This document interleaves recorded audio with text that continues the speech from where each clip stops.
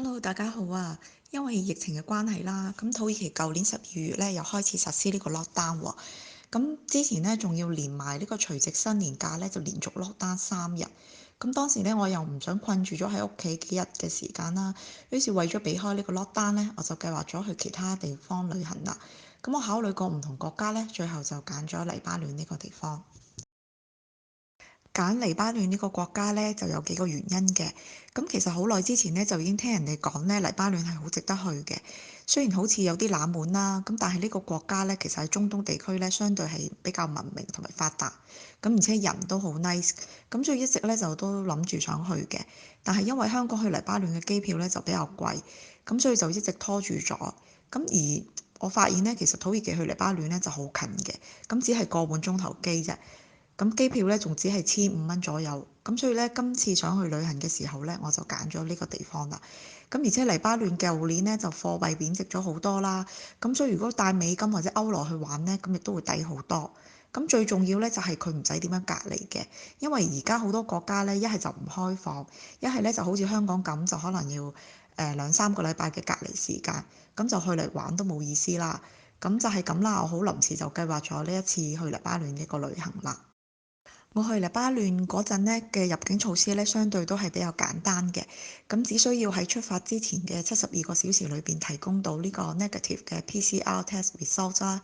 咁到咗當地嘅機場呢，就會再做多次 PCR test 嘅，咁同埋就買定旅遊保險啦，同埋到時就係要自我隔離48小時嘅。不過呢，我去到之後呢，就發現呢，原來呢兩樣呢都係冇人 check 嘅，咁所以結果呢，本來預咗隔離嗰2日呢，就可以去玩啦。好啦，講咗咁多，咁而家咧就去片睇下我今次旅程嘅相啦。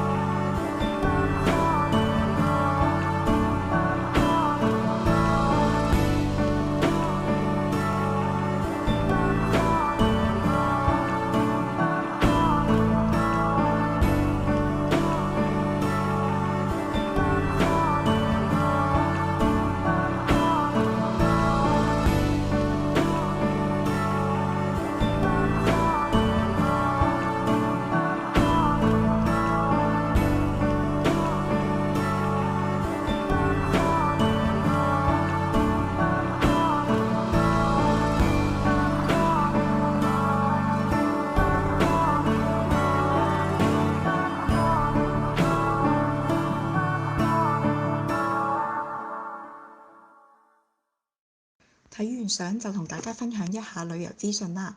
咁呢個呢，就係我今次去黎巴嫩旅行嘅行程表啦。咁黎巴嫩其實呢，就唔大嘅，而且交通費呢亦都唔貴，所以基本上呢，我係以首都 Beirut 為中心點，咁每日呢，再去唔同嘅城市，咁就唔使成日搬酒店啦。